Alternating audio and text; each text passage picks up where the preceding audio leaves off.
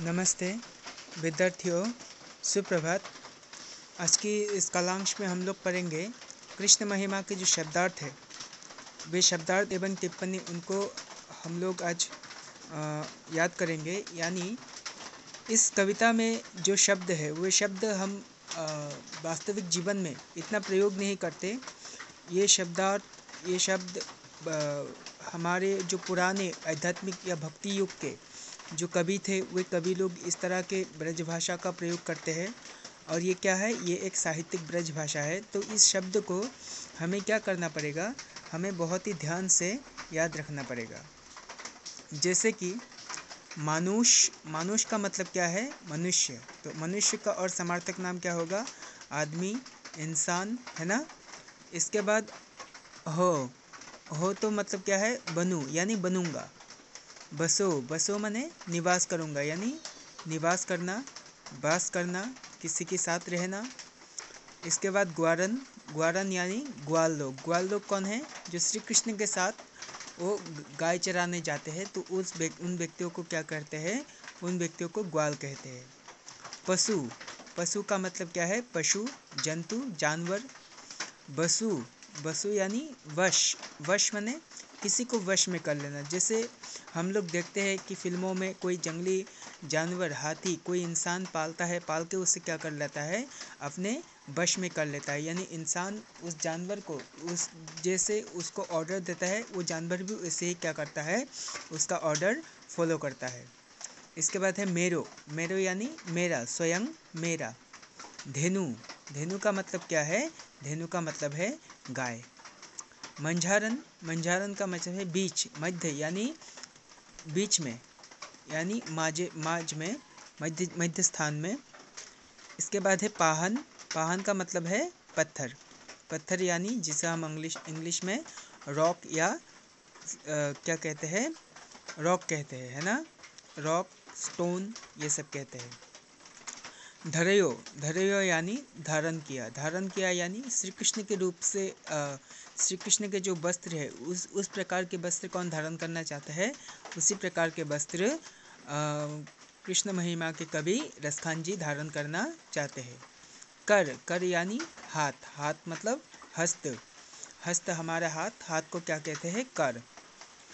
पुरंदर यानी इंद्र या विष्णु, इंद्र और विष्णु। इंद्र कौन है? इंद्र स्वर्ग का राजा है और देवों का भी राजा है। धरयो का क्या है? इंद्र के अहंकार का नाश करने के लिए कृष्ण जी गोवर्धन पर्वत को छत्र के समान धारण किया था। तो इंद्र के अहंकार को नाश करने के लिए क्या किया था? गोवर्धन पर्वत को छत्र के रूप में श्री कृष्ण ने धारण किया था। जो का मतलब है यदि और अगर। खग का मतलब है पक्षी, चिड़िया। बसेरो का मतलब है बसेरा, निवास करना।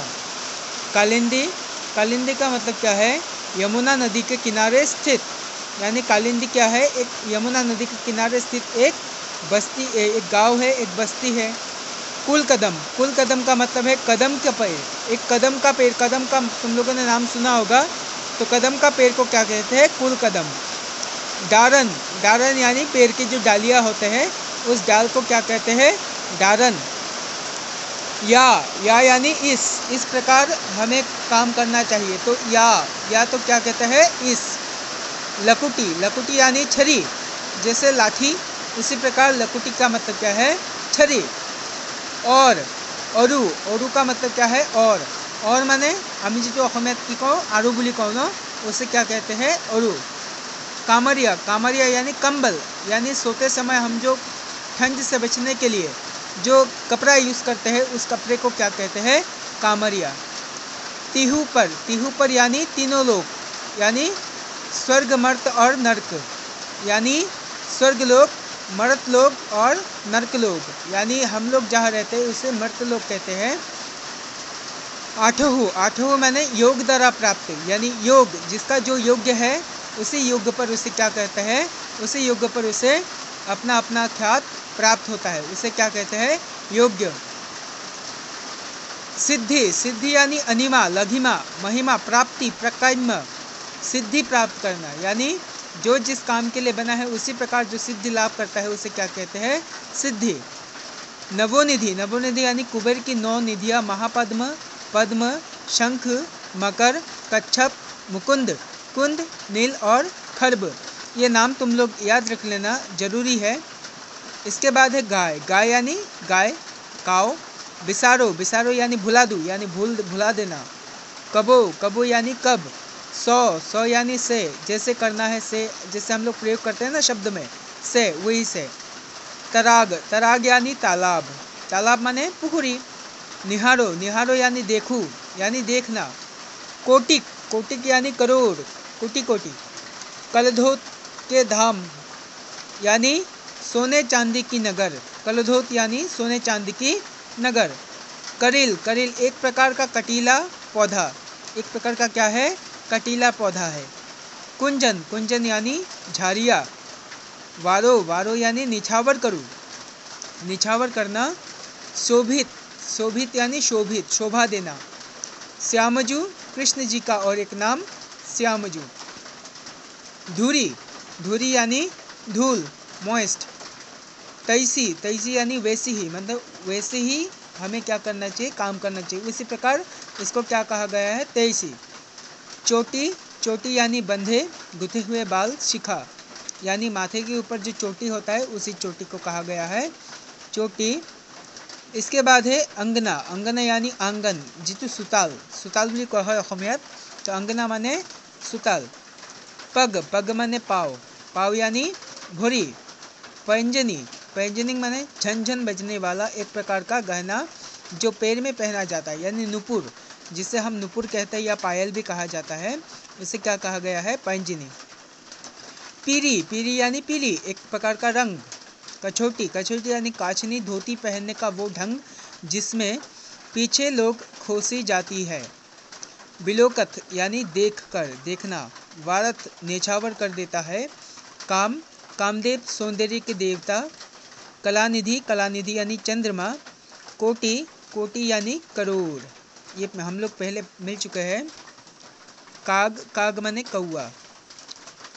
भाग, भाग यानी भाग्य। कहा, कहा यानी क्या? हरि कृष्ण जी। पखा, पंख। गूंज, घुंगची नामक लता के दाने, गुंजा। माल, माला।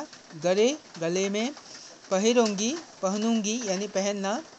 पीताम्बर, पीताम्बर पीला वस्त्र। One, one. ग्वारनी, ग्वालिनों के। गोधन, गाये। भाव तो वही, उन्हें अच्छा लगने वाला। स्वांग भरूंगी यानी रूप वेश बनाऊंगी। मुरली, मुरली का मतलब क्या है? बांसुरी, फ्लूट, जिसे अंग्रेजी में क्या कहा जाता है? फ्लूट। मुरलीधर, मुरली धारण करने वाले कृष्ण। इसके बाद है अधरंधरी, अधरों पर रखी हुई यानी आठू, अधरों माने कि होठ। अधारंधरी, अधरों पर रखी हुई यानी ओठों पर रखी हुई, जैसे बांसुरी बजाते हैं ना, अधरों। अधरा यानी होठ।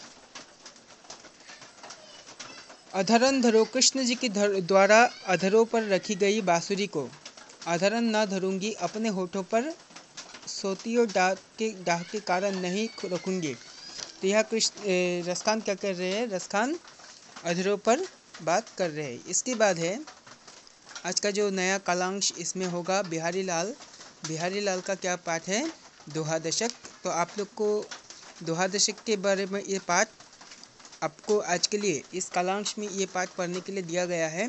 तो इस आज के इस कालांश में बिहारी लाल के बारे में पढ़ना। कविवर बिहारी लाल हिंदी साहित्य के अंतर्गत रीतिकाल के सर्वश्रेष्ठ श्रेष्ठ कवि माने जाते हैं। तो बिहारी लाल के बारे में जितना जान सको अच्छा है, क्योंकि ये बहुत ही महान कवि है। तो इस कवि इनके बारे में आप लोग इस कालांश में सीख लेना। आज के लिए बस इतना ही। नमस्ते।